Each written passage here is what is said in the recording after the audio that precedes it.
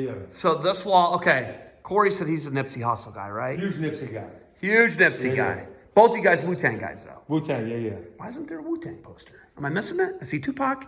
You know, I don't know. That's a little disappointing. I already told you. Well, let me tell you this. So I told you I'm building a house, right? I'm getting ready to move. Yeah. The same guy that painted this portrait of Nipsey is painting one of Ghostface Killer for me. For my not for my home. You know what I mean? So I'm gonna have Ghostface portrait style in my home. Okay. That's how this room's cool. It's cool, right? Like a real cool room. Is he said he's doing PGA. Yeah. He's doing PGA. Corey Gregory's doing a PGA podcast. He's the fitness guy for the PGA now. That's awesome. Hey, we're just two kids from Steubenville, man. Just out here working out, making videos. I love everything about it. You know what I mean? Packing stacks. Look. Look at the tripwire. He had me set up with this tripwire earlier. Yeah.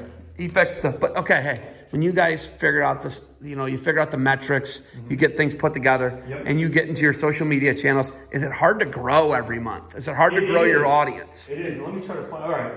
So we're doing the So I diced this up the other day, right? So we come in, all right, we're doing the champion launch this week. So I had one board. I wrote all the different ideas for different, content, pics, videos, stuff like that we're gonna do, and then I kind of diced it out. Like, all right, what are we gonna post? So today's Tuesday. I don't know if you checked your Instagram today, but I did a '90s pick reel voiceover. You know what I mean? So I got the rappers wearing the champion and me talking about what champion means. Okay. You know what I mean? So we did that. The city shoot because of the rain that got pushed back to tomorrow. Oh, I was potentially not going to be here today because of that. Correct. Right? So but we're going to do that tomorrow. Rain saved me. The rain saved you, exactly. Okay. So then just different things like A, G, and G. So that's Alex and his dad, Corey G. We did pics yesterday in downtown Greenville. We posted that stuff last night. Tonight we're going to put up some wall pics on the feed. That's for the different color walls back there. Dude, you are not trained in any of this. You are a guy who just figured it out. So athletes are going to post to their feed tomorrow. So Ethan Smith is one of our athletes, All-American OSU last year. He couldn't wait. He got some posts. Grundy, right? Grundy, yeah. So Grundy already posted tonight. Tomorrow, D'Amelio, yeah. My guy, your guy, yeah. Our guy. Northwest Ohio guy. Yeah. So he'll post to his feed tomorrow. Stuff like that. We're going to do something on the different generations. You graduated in 97. Champion was the shit back in 97. Yeah. It kind of went away. Now it's back. The kids are back in. So we're going to kind of talk about the generational thing there. We'll have that city pick shoot tomorrow. We're going to go downtown Columbus. Shoot us walking around, boom, boom, bang, bang. Did you just figure this out? Did you just throw it against the wall and then figure out what people are... You figure out what works. You consume it so you kind of see what you like and what you don't. And I think... I'm just going to go ahead and say, I think I've always had an eye for it. I'm going to tell you why. At Ohio State, I majored in English. I was going to be an English teacher. Guess what my minor was in? Not exercise science. Marketing. Film studies. Really? Yeah, I studied film. So I love it. I've always loved, the mafia movies, stuff like that. You got a little bit of that in Steubenville. Yeah, for sure. Right? So home with Dean Martin? Home with Dean Martin. Yeah. Dean Martin Day, I think. Yeah. They have the big festival for him down there, all that stuff. So I think, I've always loved movies, things that look very cinematic. And, when I was studying film, one of the most impactful things I learned in one of those film classes, and I can't remember much that I learned at Ohio State. It was a long time ago. 20 years ago, right?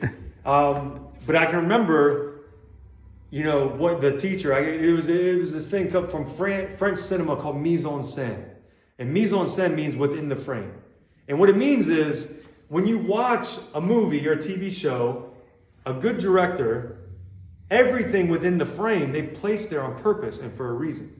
There's never just something random in the background. There's never someone just walking in the background that's not supposed to be there. There's never a vase that's a certain color because it's random. No, they placed it there for a reason. So when you start to think about that, you think, all right, when I'm filming, I can't just think about the guy doing the exercise. I got to think about the angle. Do I want him to look big? Do I need to point up? What's behind him?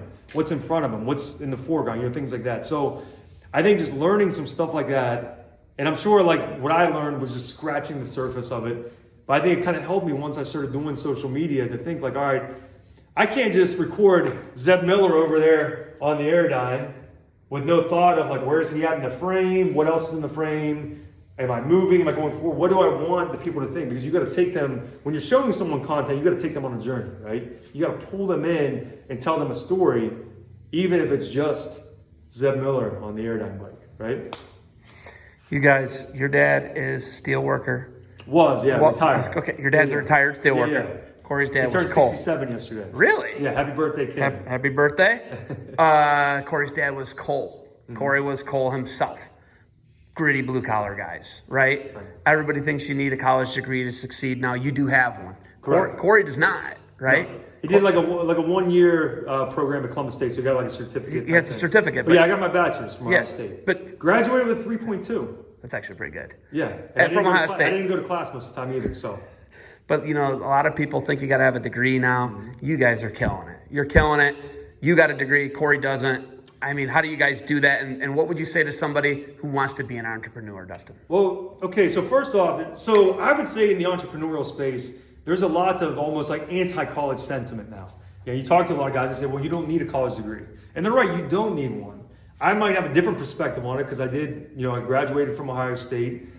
I think, there's still a lot of learning that you do from the college experience outside of the classroom.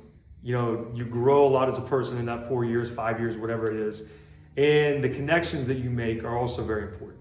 The network that you make, that you leave college with. So from an entrepreneurial standpoint, that could be just as important as the degree itself. The connections that you made with the people, and whether you wrestled at college and it's people you meet on the team, or whether you're in a fraternity, or just the people that you know from being around campus. But I think the most important thing, whether you go to college, whether if you want to be an entrepreneur, if you want to be in business for yourself, take college out of the equation. The most important thing is you got to learn how to hold yourself accountable.